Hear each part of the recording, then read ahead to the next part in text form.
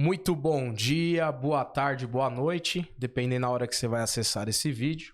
Estamos dando início ao programa Logos, um programa para debates de ideias e pensamentos. Meu nome é Wagner Pedro Lima e, como de costume, vamos iniciar esse podcast com um convidado para lá de especial, meu mano Luciano, brother, grande amigo. Luciano, evangelista ali da igreja presbiteriana, também teólogo, também autodidata, né, colecionador de livros, um cara que decora muita coisa boa, devorador de muito conteúdo bom. E ele é meu convidado, a gente vai fazer um bate-papo. Alguns acham polêmico, mas eu acho um tema bem propício. O tema de hoje vai ser: se todos pecam, como no céu não entra pecado? Parece paradoxal, né? Inclusive, você tem um hino 422 da harpa cristã da editora Casa Publicadora da Assembleia de Deus, com a epígrafe: no céu não entra pecado. Uma letra bonita, profunda. Mas aqui é a dinâmica do bate-papo. Se no céu não entra pecado, então como no céu vai entrar pecador? E baseado em quê? No que está escrito aqui na primeira carta de João, vou estar acessando aqui, o capítulo é o de número 1 e o verso é o de número 10. Você pode acompanhar aí, você que tem na sua casa uma Bíblia ou um aplicativo no celular. A primeira carta de João, capítulo 1, versículo de número 10, diz o seguinte: se dissermos que não temos cometido pecado, tornamo-nos mentirosos, e a sua palavra não permanece em nós. E agora? Então o tema: se todos pecam, como no céu não entra pecado? Como fazer análise da primeira carta de João 1 e 10 com essa letra do hino 428 da harpa cristã que diz: no céu não entra pecado? Parece paradoxal, né? E é contigo, Luciano. As perguntas são para você. Então a primeira pergunta é essa: se todos pecaram, como afirma aqui, primeira carta de João, capítulo 1, verso 10, o que isso revela sobre a natureza humana, a nossa natureza, né, diante de Deus? Como Deus ele nos enxerga? Primeiramente, bom dia a todos, graças e paz, ou a paz do Senhor Jesus. Quero dizer que estou feliz de estar aqui, né, Dr. Wagner? Está ali o nosso amigo Daniel, que Deus abençoe. E a todos que, onde chegaram o vídeo aí, não é? Que Deus também continue abençoando. É um assunto bem interessante. Se todos pecam, como que no céu não entra pecado? Logicamente, entendo, né, pelo tempo que leio a Bíblia, que o pecado ele não pode entrar no céu, não é? E é logicamente que o pecador também, sem Cristo, ele não poderá, de maneira alguma, entrar no céu, não é? Porque eu entendo que o acesso ao céu é por meio de Cristo. Como ele disse, não é? Na sua palavra, que ninguém pode ir a Deus se não for por ele, porque ele é o único caminho. Eu sou o caminho, a verdade e a vida, e ninguém vai ao Pai se não for por mim.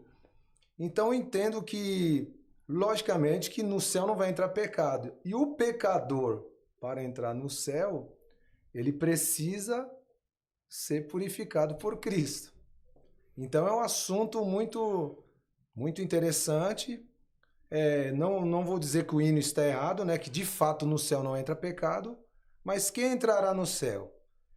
Porque nós sabemos que o ser humano ele não tem condições de se salvar por si próprio. Se ele pudesse salvar a si próprio, não precisaria de Cristo. Então, se Cristo é o acesso, logicamente para entrar no céu tem que ser por meio de Cristo. E se é por meio de Cristo, deve haver um processo de purificação aí, não é? Para que não entre nada pecaminoso dentro do céu. A gente tem meio que uma pauta aqui, mas vamos deixar o fluxo, né? Não vamos ser tão engessado assim. Exatamente. Dentro desse assunto, Quando você vai geralmente num culto de ceia, e aqui já tem uma polêmica enorme, né? Que alguns falam Santa Ceia, outros falam culto de ceia. Prefiro falar ceia do Senhor. E outros falam ceia do Senhor. E existe um entrever enorme aí, porque alguns falam que não é santa, né? Que na verdade é um ato litúrgico. Mas enfim. Mas quando você participa desse ato litúrgico, né? Que é uma ordenança de Cristo, alguns enfatizam a questão da graça, de você estar ali, é um favor imerecido, né? Você está ali como participante do corpo, né? Os elementos ali presentes na mesa da ceia, eles são ressignificados na pessoa de Cristo e tudo mais. Mas outros já fazem do culto da ceia um tribunal. Sim. Parece que você está no tribunal de júri. E fazem uma pressão. Olha, você que está em pecado, você tem que vir aqui se confessar publicamente para você poder aí pegar no pão, no cálice.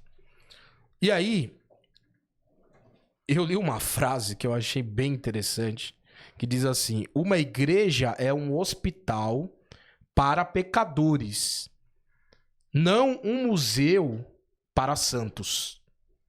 Eu achei interessante isso. É uma frase provocativa, né? Se você for destrinchá-la, vai dar um debate teológico aqui enorme, né? Sim. Porque até a palavra santo aqui, ela tá querendo dizer, entendo eu, né? No sentido que aqui tá atribuída a uma pessoa que eu não vou citar, porque eu não tenho certeza, mas essa pessoa tá colocando santo no status que muitas vezes a igreja coloca como perfeição, né?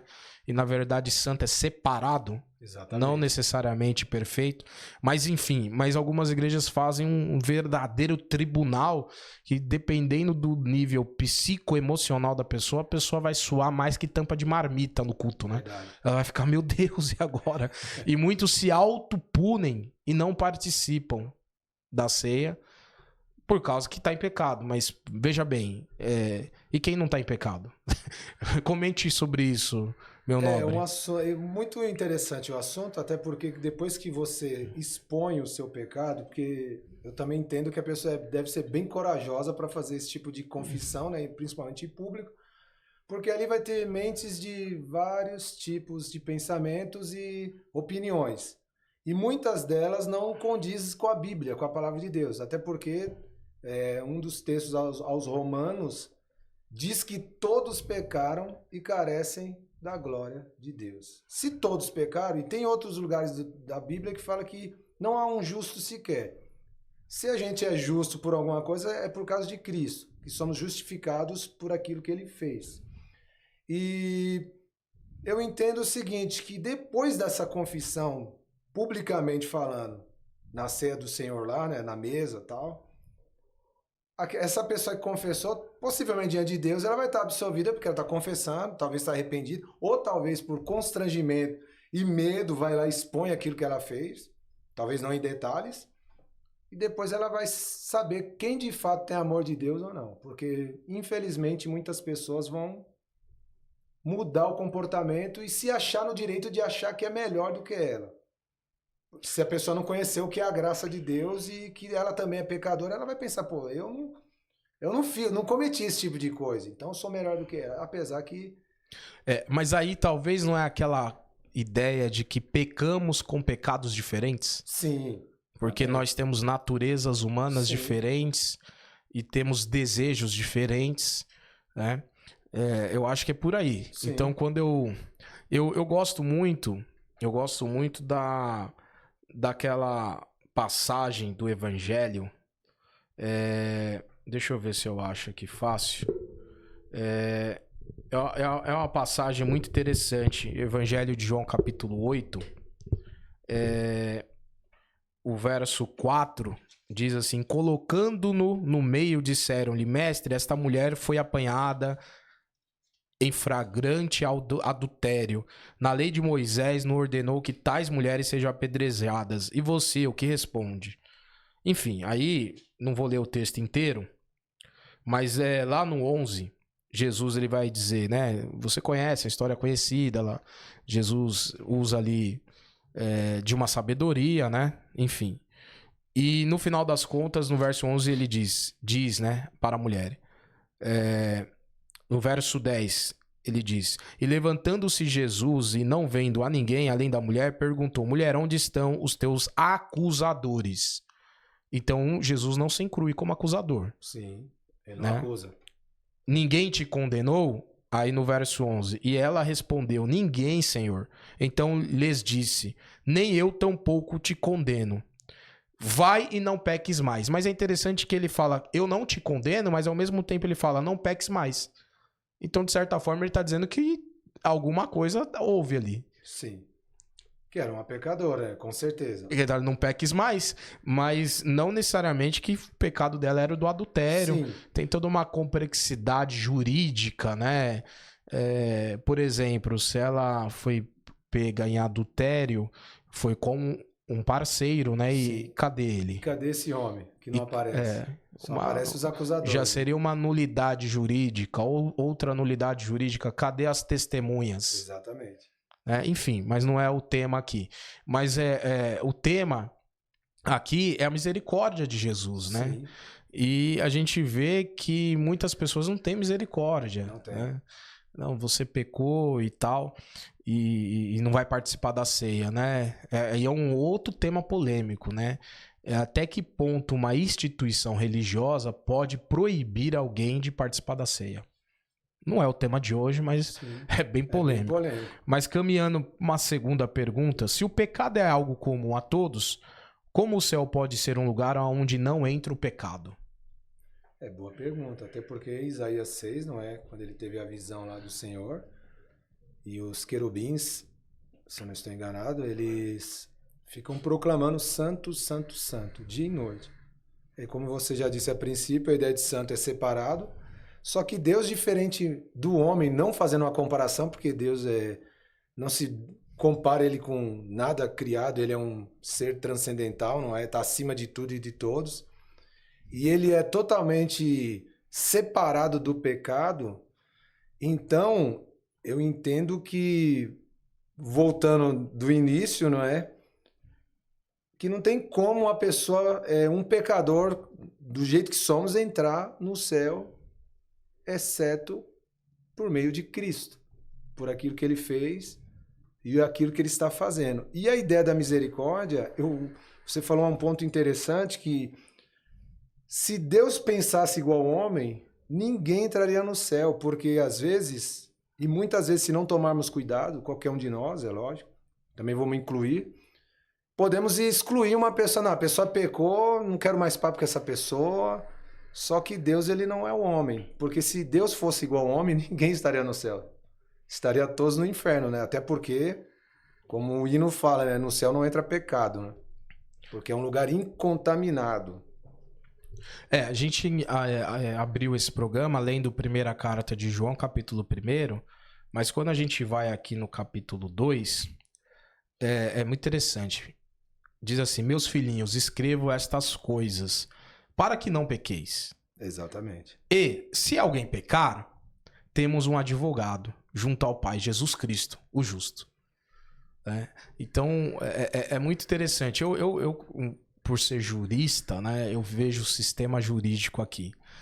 Você observa que, você citou Romanos, né, Paulo apóstolo diz, todos pecaram e afastados estão da glória de Deus ou da presença de Deus. Sim. Mas readquirimos essa condição, e aí João também vai dizer, né? Temos o direito de sermos chamados filhos, né? Mediante o sacrifício de Jesus. É ali que a gente fala que houve uma justificação. Então não é que deixamos de ser pecadores, mas nossos pecados foram cancelados. Né? Vamos pensar no sistema jurídico, você tem a figura do Ministério Público, né? Em direito fala o parquet, né? O ilustre membro do parquet, ele vai fazer o quê? Um líbelo acusatório, né? Uma peça de acusação, ele te acusa, te imputando os seus crimes, seus delitos. É o que muitos fazem, né? E aí ele vai imputar isso, né? É muito interessante. E eu penso comigo que se fôssemos fazer a analogia da teologia com o direito, alguns vão dizer que o sacrifício de Jesus, ele anulou o processo, né? Que você não teve uma condenação. Eu vou mais além. Eu penso que, na verdade, é como se esse processo ele tivesse sido finalizado, você tivesse sido condenado, tivesse lá a secretaria da vara do juízo criminal certificado uma certidão que a gente chama de trânsito em julgado, ou seja, definitivo, irrecorrível, você não tem mais como recorrer, você tá condenado. Mas aí eu penso que chegou o dia de você cumprir a sua pena, vara de execução, você vai cumprir a sua pena. Aí Jesus ele chega e fala assim: ele tá condenado, não tá? Tá condenado. Não, mas quem cumpre a pena agora no lugar dele sou eu. Achei interessante. Eu vou cumprir a pena, né? Eu acho que é por aí, meu jovem. Você tem o habeas corpus, né? Eu vou até pegar o termo técnico aqui, que eu acho muito interessante isso daqui também. O habeas corpus, o que é o habeas corpus hoje? E eu quero fazer uma analogia para você pensar. Habeas corpus é um instrumento jurídico, um remédio constitucional, porque está na Constituição Federal, que visa proteger o direito de ir e vir, garantindo a liberdade de locomoção de uma pessoa quando está ameaçada ou restringida de forma ilegal ou abusiva. É também um direito fundamental assegurado pela Constituição Federal e pode ser utilizado tanto para evitar uma prisão ilegal quanto para reverter uma prisão já existente. Ou seja, o habeas corpus serve como um remédio constitucional para reverter uma prisão já existente. E veja, o pecado nos aprisiona. É verdade. No sentido teológico, quem é o nosso habeas corpus? Cristo. Ele liberta a prisão da nossa mente. Eu entendo dessa forma. Então, o que eu penso disso? Continuamos pecadores. Sim. Então, no céu, o hino 422, no céu não entra pecado, mas entra pecador. Entra pecadores. Que interessante. Não entra pecado, mas entra pecador. Exatamente. Porque esse pecador, no final das contas, ele é purificado. Sim. Ele é expurgado. Né? O judeu tem o dia do Yom Kippur, né? O dia do perdão. O pecado dele é expiado, tem a expiação do pecado. Então, para mim, o céu não é um lugar de quem não peca, mas é um lugar de quem não gosta de pecar, não quer pecar, mas ainda que pecando, ele teve os seus pecados purificados. É isso que eu penso. Mas vamos continuar. Então, temos um outro hino muito conhecido da harpa cristã, né? Alvo mais que a neve. Afinal, o que significa ser alvo mais que a neve na linguagem da fé cristã? É interessante essa pergunta. Teve umas polêmicas uns tempos atrás, não é? Foi com aquele cantor Kleber Lucas, isso. Né? A ideia é baseada... Ele quis mudar o hino, né? Foi. Mas aí foi uma questão racial, né? Como ele é preto e tal. Exatamente. E eu posso falar que eu sou pardo também, sou afrodescendente, então... Minha mãe também. Que tem essa discussão, né? Usa o termo negro ou o termo preto. A palavra preto vem de resistência, né? Sim. Então... minha a gente mãe pode é preta, falar. vamos dizer. E né? sim. E aí ele quis fazer uma contextualização do louvor, só que aquele louvor, quando ele fala alvo mais que a neve, ele não tá falando de raça, né? Ele tá falando no sentido teológico, né? Que é o que você vai comentar, né? Na linguagem cristã, a ideia de ser puro ou de pureza, biblicamente falando, Isaías está convocando o povo a mudar seus atos. Então ele cita no capítulo 1, versículo 18, eu gostaria até de ler, não é? Leia. Isaías capítulo 1, versículo 18, que é muito interessante aqui para a nossa dissertação aqui. Está escrito assim: Vinde então e arguir-me, diz o Senhor, ainda que os vossos pecados sejam como a escarlata, eles se tornarão brancos como a neve. Ainda que sejam vermelhos como o carmesim, se tornarão como a branca lã. Então é Isaías, né, um profeta messiânico, exortando ao povo a mudar os seus atos e comportamentos, que eles estavam cometendo coisas desastrosas, e não era o ímpio, era o povo de Deus. Então a ideia de pureza, né? A purificação, a neve é algo claro, né? Algo, eu nunca vi a neve, vi em filmes, né? Nunca estive em países onde neva, mas entendemos que é algo muito branco, né? A ideia de pureza ali, não tem nada de questão racial, não é?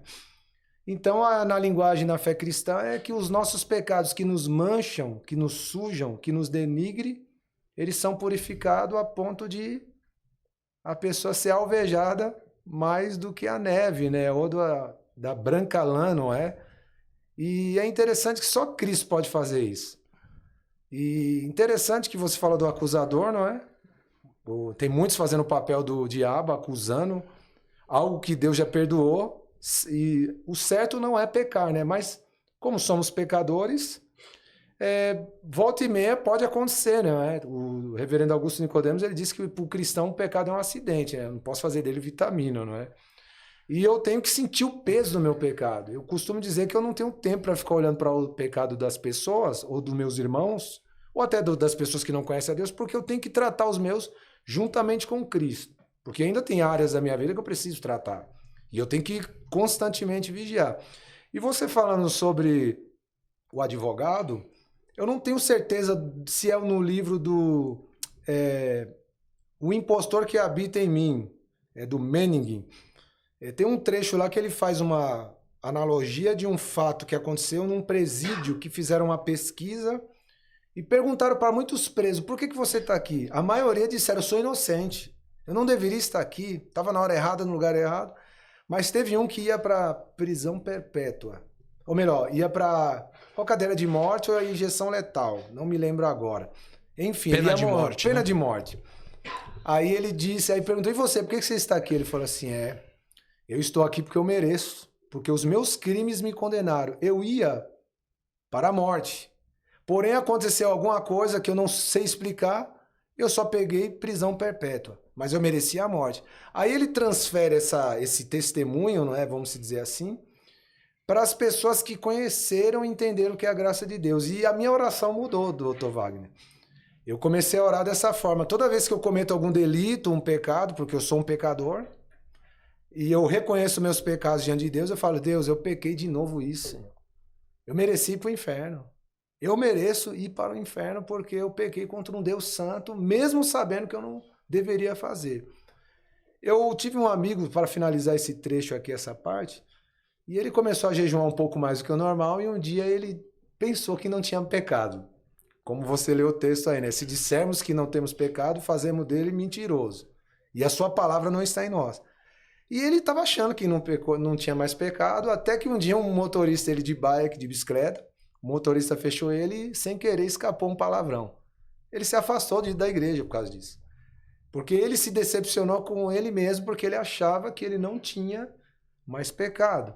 Mas se ele lesse 1 de João, ele entenderia que, filhinhos, não pequeis, mas se pecar, temos um advogado. Aí tem uma questão também que às vezes Deus ele perdoa, quer dizer, Deus sempre perdoa, Sim. né? Mas o ser humano não perdoa. A maioria não perdoa. Entendeu? Mas prosseguindo aqui, você entrou nessa questão do processo jurídico da salvação, vamos dizer assim. Qual é o papel de Jesus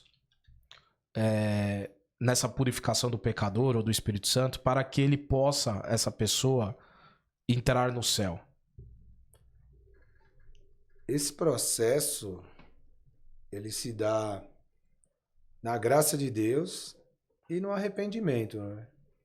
O arrependimento diz que é mudança de mente, né? Metanoia, né? Se eu não estou enganado no grego, que é a ideia de mudança de mente.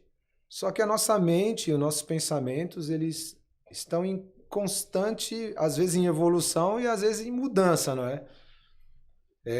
Se nós deixarmos de ler a palavra de Deus e de ouvir um bom sermão, um estudo bíblico, de estar envolvido com as coisas de Deus, é logicamente que a nossa mente ela vai possivelmente cauterizar, não é? E não vai ter essa mudança.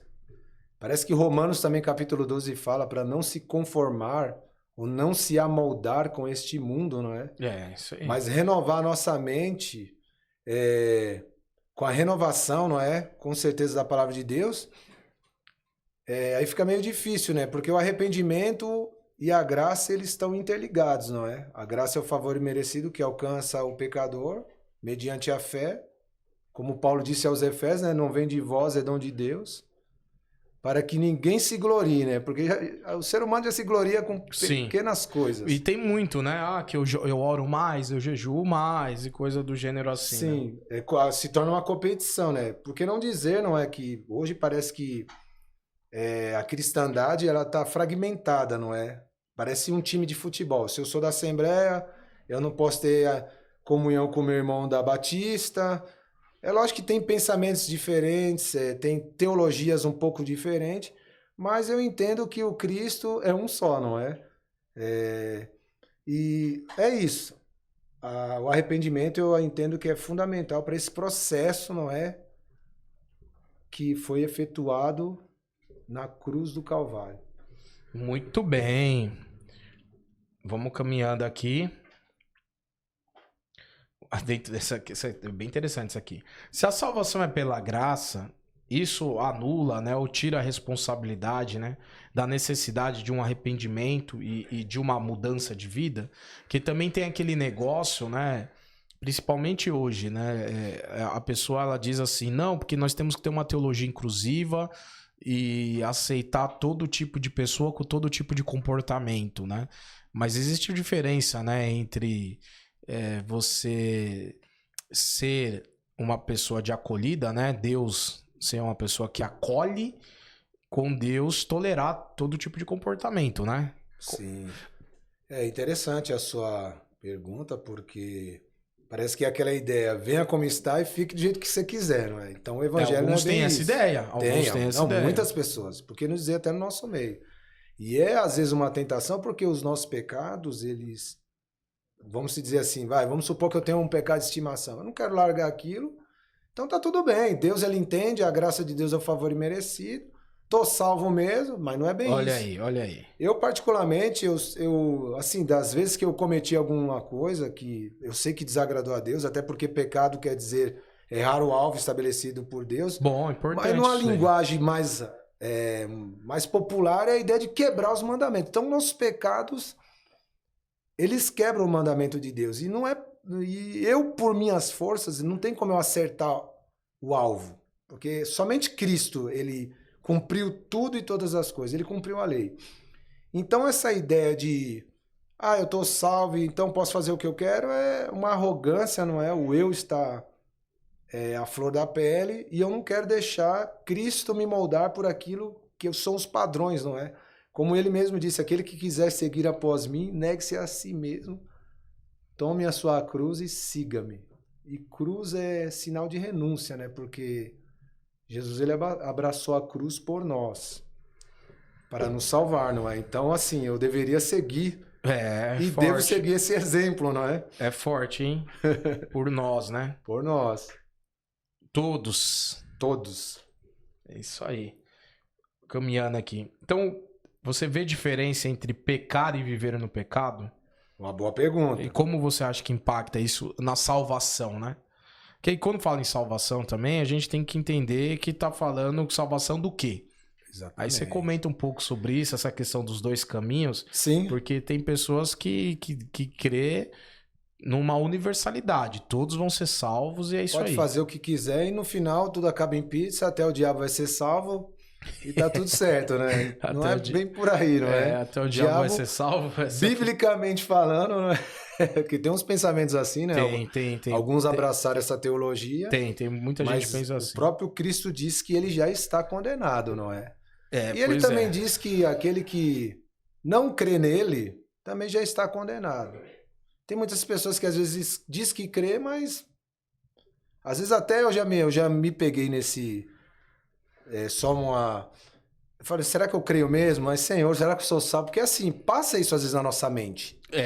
Principalmente quem é novo convertido. Se num cristão velho já passa quando ele comete alguma coisa, fala, meu Deus, será que eu sou salvo desse jeito? O que acontece? Também, eu penso assim, se uma pessoa, por exemplo, ela acha que o diabo é uma construção da igreja, como alguns defendem, que o diabo é uma construção social no período da igreja católica, na Idade Média. Alguns defendem essa ideia. Outros já defendem uma teologia universalista, em que todos, sem exceção, serão salvos. Outros, até teólogos renomados, defendem uma linha do aniquilacionismo, né? Sim. Que haverá os salvos e quem não for ser salvo, a sua alma será aniquilada. Ele vai mas deixar de existir. Ele não vai cumprir pena, ele não vai pro inferno. Ok, o meu raciocínio para essas pessoas que pensam dessa forma, o que será os freios morais para ela? Só a lei humana? Porque senão ela tem uma carta branca para fazer o que quiser. Se você não tem nenhum reflexo da sua atitude, é uma coisa para se pensar, né? Sim. Agora, voltando à sua pergunta, a diferença de pecar e viver pecando. Eu até escrevi aqui, não é? Pecar. Leia. Segundo o dicionário online, não cumprir uma regra religiosa. Trazendo para o nosso contexto, pecar é não cumprir os mandamentos da palavra de Deus. Que, humanamente falando, se não for pelo Espírito, a pessoa não consegue. Agora, viver pecando é uma expressão, agora trazendo para o sentido mais teológico da palavra, viver pecando é uma expressão que descreve um estilo de vida marcado pela prática contínua e deliberada do pecado, sem arrependimento genuíno ou esforço para mudar de comportamento diante de Deus. Aí eu gostaria de ler 1 de João, capítulo 3, versículos 6 a 9. Que está escrito assim: qualquer que permanece nele não vive pecando, ou seja, não vive na prática deliberada do pecado. Qualquer que vive pecando não viu e nem o conheceu. Filhinhos, ninguém vos engane. Quem pratica a justiça é justo, assim como ele é justo. Quem pratica o pecado é do diabo, porque o diabo vive pecando desde o princípio. Para isto o Filho de Deus se manifestou para desfazer as obras do diabo. Qualquer que é nascido de Deus não vive ou não permanece na prática do pecado, porque a sua semente permanece nele. E não pode viver pecando porque é nascido de Deus. Aqui parece que é a ideia de a pessoa não pecar mais. Mas o nascido de Deus, quando ele comete um pecado, rapidamente o Espírito Santo vai testificar nele que, opa, meu filho, não acusar, né? Tem pessoas que falam que o Espírito Santo acusa. Quem acusa é o diabo. O Espírito Santo convence. Então, assim... Isso é importante, hein? Sim. Tem práticas, tem pessoas que estão lutando com pecados já há anos e às vezes ela tem dúvida, talvez até quem está ouvindo, onde vai chegar a mensagem, está lutando contra algum pecado e ainda não conseguiu, vamos se dizer, usar essa expressão, se libertar. Talvez outro se libertou rápido na conversão e não cometeu mais, aí ele usa como padrão aquilo. Não, mas quando a pessoa está liberta, ele não comete mais isso. Será que não comete? Porque assim... você tá falando da reincidência, né? Exatamente. Pecar ou viver pecando. Porque assim, tem pessoas que às vezes cometem a coisa, meu Deus, o que eu fiz? Você conversa com pessoas, morador de rua, que conheceu a palavra. Você gostaria de estar nessa vida? Não, chora e fala que ama a Deus. E tá ali no vício, ali numa situação deplorável. Mas aí, o que acontece? Você não entende que para alguns tipos de pecado, principalmente comportamental, vai ser porque o pessoal acha que a libertação é instantânea. Tipo um passe de mágica. Você não acha que é um processo? Sim. Uns é mais rápido. E a pessoa vai precisar de apoio, né? Com certeza. Uma rede de apoio. Principalmente pecados que envolvem questão de vício, seja vício sexual, vício, morais, a gente fala, né? dependente químicos. Sim. É que é o mal do século hoje. Né? Porque o que acontece? Vamos pensar, enfim, não ficar denominando que é pecado, senão cai na... algum hater vai vir e falar, mas você está criando pecado? Quem disse que isso é pecado? Mas o pecado segundo a Bíblia, vamos dizer assim, Sim. Alguns pecados segundo a Bíblia são de comportamento. São de comportamentos, certo? Exatamente. E alguns ali você vai estar... vamos pensar, pecados sexuais. Você... tendo essa natureza, essa inclinação, você está sendo tentado todo dia. Todo dia. Porque você vai ter contato com pessoas, entendeu? Então, eu acho que precisa um acompanhamento, né? Sim. E a pessoa pode sim reincidir, dependendo do que for. Exatamente, também penso assim. Porque é fácil falar, né? eu não tô vivendo aquilo, né? Talvez eu não tenha aquela tentação que o meu irmão tem. Então eu não tenho paciência com ele. Não, isso é ser vergonhice, mas cada um é tentado então, numa mas área. é isso que o crente, principalmente de matriz pentecostal, não generalizando, Sim, não, lógico. ele pensa isso. Ah, o cara ele fez tal coisa, então esse cara nunca foi convertido. Já tá no inferno. Ou blasfemou. Fora que aí se usa muito lá Gálatas capítulo 5, que lá tem o fruto do Espírito e tem as obras da carne. E usa com a ideia, eu queria perguntar para você, usa com a ideia que se você tem o fruto do Espírito, então você nunca vai cometer uma obra da carne. É assim que se aplica, pelo menos no dia a dia que eu vejo as pessoas dando aula, escola bíblica dominical. Mas pera lá, então quer dizer que você tem aquele fruto do Espírito? Por exemplo, um dos frutos do Espírito fala longanimidade, né? Que é ter o ânimo longo. Sim, né? uma paciência bem... Então quer dizer que a vida toda, a sua vida toda... Mas sempre ter paciência. Você nunca vai irar. Meio difícil. Eu acho estranho isso pra mim, pensando na natureza humana. Sim. Mas como você vê isso? Porque se prega-se isso. Se você tem o fruto do Espírito, então você tem uma brindagem aqui, como se você já tivesse uma glorificação da sua carne aqui nessa terra. É muito interessante sua pergunta. Eu tenho uma certa desconfiança disso, Sim. entendeu?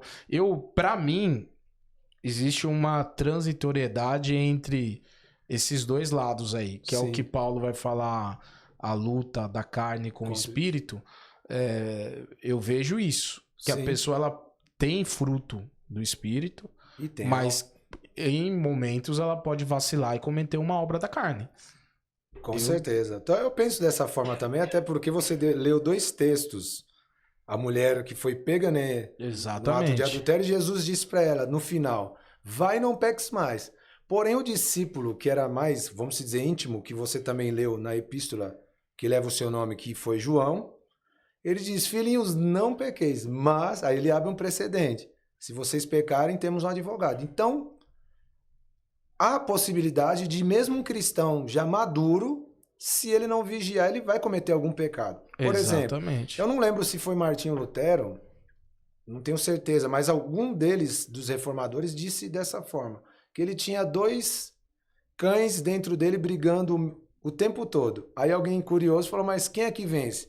Quem eu alimentar melhor. Se eu alimentar a minha carne com coisas carnais, e às vezes coisas até lícitas, deixar de orar, de ir pro culto, se eu deixar de ler a Bíblia, de buscar as coisas de Deus, eu vou ser um cristão carnal. Eu vou estar fazendo... A minha carne vai estar forte e o meu espírito, com letra minúscula, não vai estar inclinado para as coisas de Deus. A minha carne... Até porque eu penso que eu acho que essa carne aqui ela não se converte, não. Porque a obra da carne é de obras da carne, fruto do espírito no plural, mas aí tem os seus gomos, né? Como uma mexerica. O trabalho da carne é pecar. Porque aí o que acontece? Natureza humana, né? No caso. Esse alimentar, você usou essa ilustração do... Uns falam 2 cachorros, outros falam 2 lobos. 2 lobos, ou 2 feras, não é? O alimentar aí, eu penso que é tudo que você vê, tudo que você ouve, tudo que você fala, que isso, a Bíblia usa o sentido de descer ao coração, né? Sim. Mas é um termo, antropopático, né? É uma atribuição de sentimentos, né, a um órgão. Mas a gente sabe que o coração é apenas um músculo que bombeia sangue, né? Exatamente. Então a sede dos pensamentos, intenções e ações é a mente. É a mente. Então é o que você alimenta a sua mente. Sim. Porém, aí eu fico pensando, nessa rinha dessas 2 feras, vamos dizer assim, vai ser várias batalhas. O dia inteiro. Não, sim. O resto da vida, vamos dizer. Várias Quando batalhas. estivermos aqui nessa terra. E você é essa pessoa que você só alimenta o espírito. Sempre. É isso que eu tenho uma certa desconfiança. Eu digo você, para quem defende essa linha. Porque eu acho que a gente é mais bombardeado com coisas que alimentam a carne. Exatamente. E será que a pessoa cristã, né, que se diz super espirituais, que tem muitos aí, não é? Então, ele só alimenta... Será que só consegue viver sempre no espírito? Essa é a minha desconfiança. Hoje Eu não você tem acredito que consiga. esse aparelho celular Todos aqui. têm. E os olhos é a janela da alma, né? Como diz Sim. aqui. E aqui você tem acesso a tudo. Sim. Inclusive a Bíblia. Só que geralmente a gente vai acessar coisas que não edificam o espírito. Exatamente. E às vezes até sem querer, porque parece que abre uma janela do nada assim, aparecem coisas impróprias para um cristão. Exatamente. E é como você mesmo disse, não é só o aplicativo, que é uma tentação e uma ferramenta muito boa, mas ela pode ser uma ferramenta do mal. Mas você sai na rua, você vai numa biblioteca igual aqui, próximo, tem de tudo. Se você bobear, você abre uma coisa que não convém, e ali você vai alimentar a sua... Eu penso que eu não quero só potencializar a graça ou potencializar o lado de Deus ser amor, né? Eu não sou... Eu costumo dizer... Na internet, eu vou citar porque domínio público, né? Você tem pregadores com vários perfis, né? Aí você tem, por exemplo, o David Leonardo, né? Que é famoso, tá até com o programa lá no SBT. Ele fala muito de amor, né? Por outro lado, você tinha o Paulo Júnior, que é um pregador aí, acho que do interior de São Paulo, que ele fala muito sobre esses temas sensíveis, inferno, pecado e tal. E por que eu tô citando esses dois? Esses dois parecem que, de certa forma, são dois extremos, né? Sim. E eu acho que eu tô no meio ali. Eu tô no meio.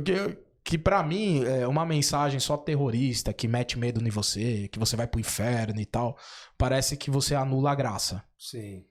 Parece que você tá inseguro, né? Qualquer momento você vai cair lá embaixo. Aquela pregação, né?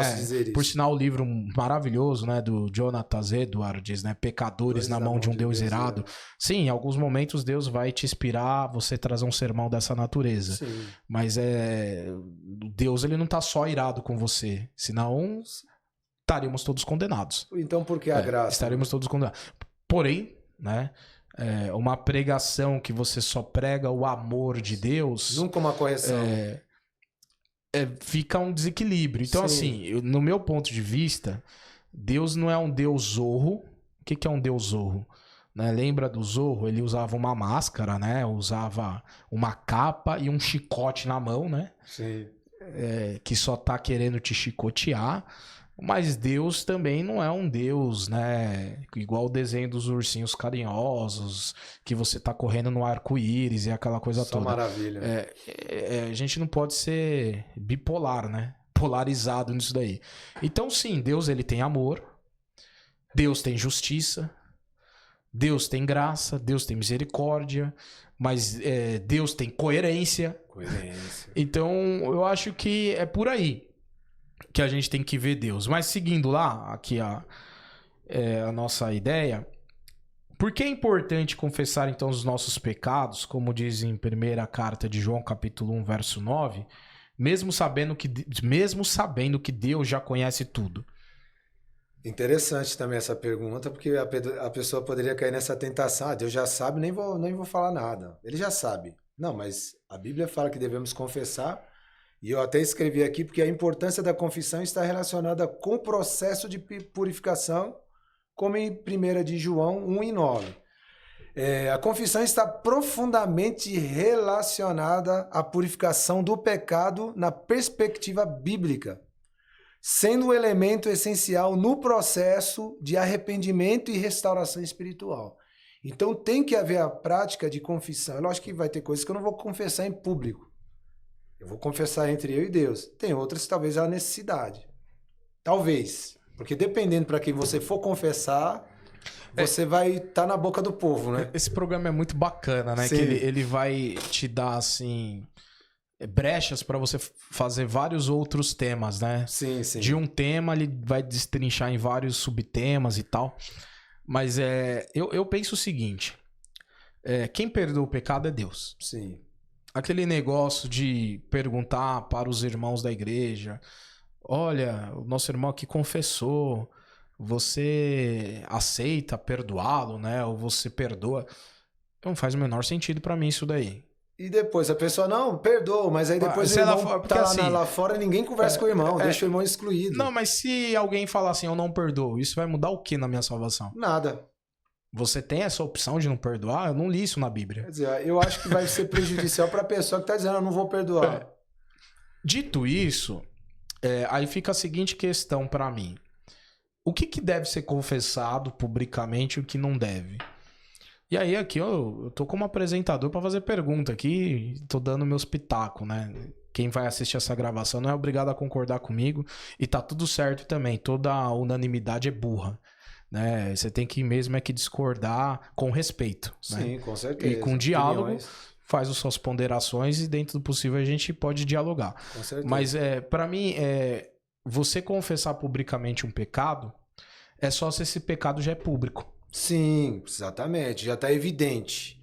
É isso. Veio a público. Entendeu? Agora você tem um pecado que é uma coisa, sei lá, você... Uma luta contínua. É você com a sua família, é você com Deus. Vai edificar em que eu ir lá acredito que publicamente, de repente tem 100, 200, 300 pessoas, eu falar pra todo mundo expor aquilo ali. Vai edificar em quê? Aí alguém fala, mas na Bíblia diz, confessai o pecado uns para com os outros. Eu entendo que a Bíblia está dizendo que determinadas coisas você não pode guardar só para você. Você tem que conversar com alguém. Você tem que conversar com alguém. Confiança. E essa de confiança, e essa pessoa ela vai ser até um suporte. Sim. Ela vai até te apoiar em oração, em aconselhamento. É nesse sentido que eu entendo. Porque a única coisa que diz respeito a essa pessoa saber meu pecado é para ela me ajudar. É só isso. Só isso. Se não for para ajudar... Agora, contudo, por entretanto, a igreja ela também é uma instituição. Sim. Ela tem uma organização e tudo mais. Então, se é uma coisa, sei lá, uma coisa que caiu na internet, tá todo mundo sabendo, aí você confessa a Deus, Deus vai perdoar se for um coração arrependido. Mas nada impede você ir diante da igreja, irmãos. Poxa, eu sou membro dessa igreja, eu expus a nossa igreja, que às vezes você expõe a igreja inteira. Todo mundo fica sabendo e é necessário a disciplina. Sabendo. E aí você pede perdão até por uma questão, ó, me perdoa porque o meu pecado te arrastou junto, porque estão falando da nossa igreja por aí. Sim. Por causa de mim. Então, aí eu acho bem legal sim, você pedir esse perdão. Mas é diferente de como eu já vi... O cara quebrou o pau com a mulher em casa. Tem que confessar lá. Aí ele confessa ainda e fala: ó, acabei de quebrar o pau com a minha mulher em casa. Isso não vai ajudar, isso vai piorar. E detalhe, ainda não participa da ceia. Isso vai piorar. Outra coisa que eu não entendo. Eu não vi em nenhum momento. Porque é o seguinte, vamos lá no texto lá, Luciano. Esse texto da ceia é interessante. Coríntios, é primeira, né? Capítulo 11. Eu acho muito interessante esse texto aí. Que é uma coisa que eu queria deixar uma opinião, e aí eu queria que você falasse também a sua opinião. Porque é outra coisa que pra mim não faz sentido também. Esse programa você falou, vai ser um programa polêmico. Sim. Mas é importante. Porque pra mim, o que não faz sentido aqui é o 29. 29. Que diz assim: pois quem come e bebe de maneira indigna, come e bebe juízo para si, não discernindo o corpo do Senhor. Alguns teóricos ou alguns pastores, enfim, quer fazer pensar que a maneira indigna aqui é o pecado. É meio estranho. Para mim, o indigno não é o pecado aqui. Agora, uma pergunta. Para mim, o indigno, aí eu vou dar a minha opinião. Sim. Eu leio, para começo de história, na igreja evangélica, tem o costume de ler a partir do versículo 17. Positivo. Eu leio desde o versículo 1. Sim, é o correto.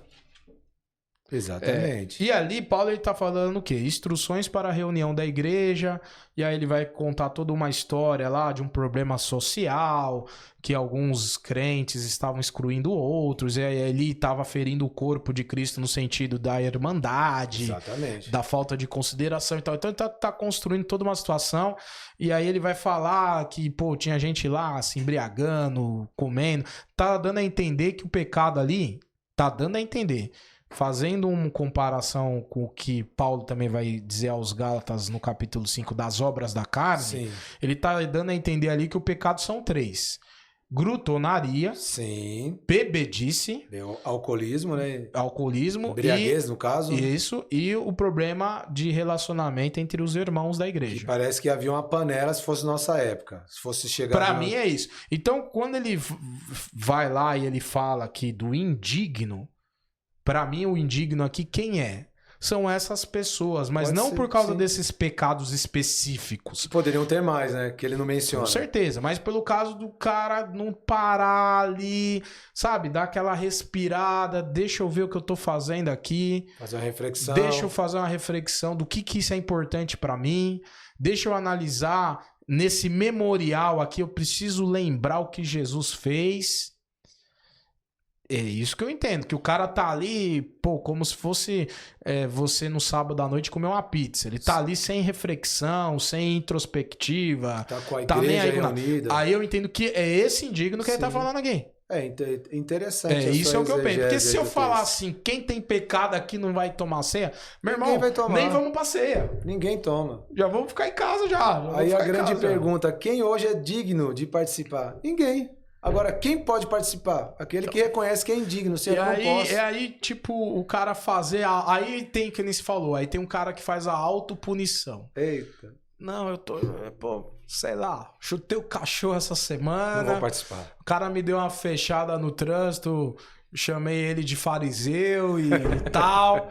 E, eu não vou tomar ceia. Meu irmão, não faz sentido pra mim também. Pra mim também não faz. Até porque você fez bem ler os anteriores, não é? E depois o pós, não é? Aí fala no 28, examine-se, pois, o homem. Quer dizer, eu não vou te examinar. Tem alguns que querem examinar. Não, É autoexame. É a pessoa que se examina. E depois vai, coma e beba. Porque o que come e bebe indignamente, que não se examina... Ou seja, que não tá nem aí pra nada. Tá discernindo nada. Ele acha que não tem pecado, mas ele acha que o irmão vai pro inferno. Então, depois que ele se examinou, ele pode participar. Briguei com a mulher, mas, se reconcilia com ela. Nós vamos pra ceia, aconteceu aquilo, ela me perdoa. Nós estamos diante da ceia. Não somos dignos. Sim. Até o pastor Eliel, ele fala quem é digno e quem não é. Muito bom, rapaz. O digno... Quero ouvir ele dar esse sermão aí. Ele falou comigo outro dia, quem é digno? Ninguém é digno. Agora, quem se considera indigno, que reconhece que é pecador, esse pode participar. Porque está se examinando. Então, rapaz, foi muito bom que você fez. Gostei dessa ponte aí. Ele falou isso comigo, eu absorvi essa lição. E eu, particularmente, lógico, se Deus o livre e guarde expor algum pecado, eu tenho que ser disciplinado. Agora, igual eu disse, eu não tenho tempo para tratar com o pecado dos meus irmãos, a não ser que ele precise de ajuda. Porque, igual você falou, se você confessar para uma pessoa que não tem uma madurez ou uma maturidade, ele vai difamar você na boca de outros crentes. É um sem vergonha, não quer nada com Deus, bloqueia você, não quer amizade com você. Agora, um crente que eu entendo que ele conhece o amor de Deus, ele não vai concordar com o meu pecado, mas porém vai falar, Luciano, eu vou te ajudar em oração. Você está precisando de alguma coisa? O que você precisa? Pois é. Tem mais... A hora avançou. Tá passando, né? Nossa, acho que temos uns 10 minutos aí. Eu queria fazer mais uma pergunta para você. Como a igreja, então, pode ensinar o equilíbrio entre a graça e a misericórdia de Deus, mas também com a justiça e a santidade de Deus? Que esse que é o ponto, né? Essa encontrar é um ponto de equilíbrio, Pergunta 8? Eu acho que vai ser a última, hein? Certo. Vamos lá. Essa ideia aí é uma questão central, até fiz um comentário aqui, né? Leia o seu comentário pertinente. Essa é uma questão central para a formação espiritual do povo de Deus. Como ensinar a respeito da misericórdia, né? E santidade? Sem diluir a santidade. Como ensinar a misericórdia sem diluir a santidade? É uma pergunta retórica. E por outro lado, como exaltar a santidade sem eliminar a misericórdia? Aí a resposta está em ensinar quem Deus é. Pois ele é, ao mesmo tempo, infinitamente santo, como já falamos anteriormente, e profundamente misericordioso. A cruz de Cristo é o ponto de encontro perfeito entre essas duas verdades. Aí, para me finalizar isso aqui, né? Quando Jesus estava na cruz, tinha 2 ladrões. Um blasfemava, querendo que, se tu és o Cristo, salva você mesmo e a nós. O outro até estava indo no embalo, mas depois eu creio que não está escrito isso, mas eu creio que o Espírito Santo, ele reconheceu e falou, não, nossos crimes nos trouxe para cá. Mas este homem não fez nada que merecesse o que nós merecemos. E ele se volta para Cristo. Senhor, lembra-te de mim quando entrares no teu reino. Aí Jesus fala, hoje mesmo estará comigo no paraíso. Então, reconhecimento. Então, acho que o parâmetro para uma vida vitoriosa é olhar para a cruz de Cristo. Independente, caros ouvintes aí que vão assistir, que você deva ter cometido, olhe para a cruz de Cristo. Olhe por aquilo que Cristo fez, porque somente Ele, eu sou falho, talvez eu não vou compreender todo mundo, talvez a pessoa fale, cometi isso, como alguns já me procuraram, eu cometi isso, falei, mas você está disposto a melhorar?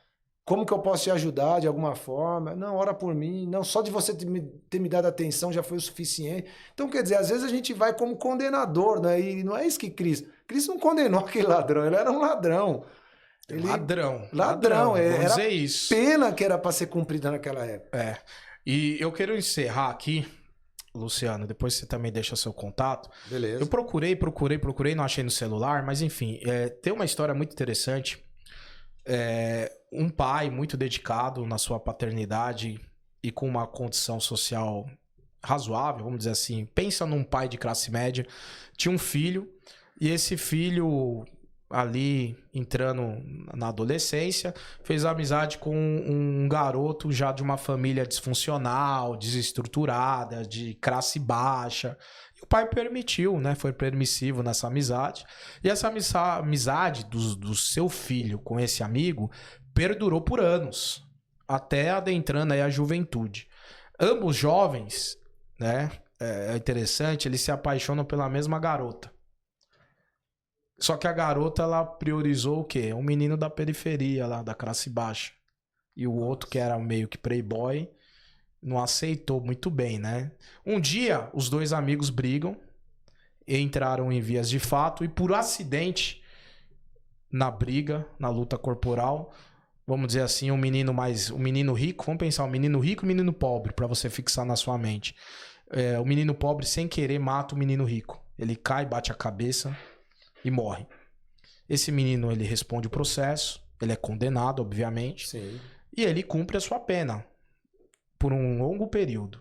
No dia da saída da sua pena, ele tá saindo do presídio, já passou anos, ele não se perdoou, porque ele não se perdoou, ele matou o próprio amigo num acidente, foi uma briga, mas matou. Não foi intencional, né? Na saída, ele encontra o pai do menino. As pernas dele tremem, sim, coração gela. Ele pensa, o pai do meu amigo veio me matar. Sim, é o único pensamento que passou na... E aí ele também, como ele não se perdoou, ele falou, não vou correr, eu mereço morrer. Rapaz, e ele vai em direção àquele pai vai em direção àquele jovem. Os dois se encontram frente a frente. E ele pensa, agora que ele vai puxar uma arma e me matar. E o pai olha no olho dele...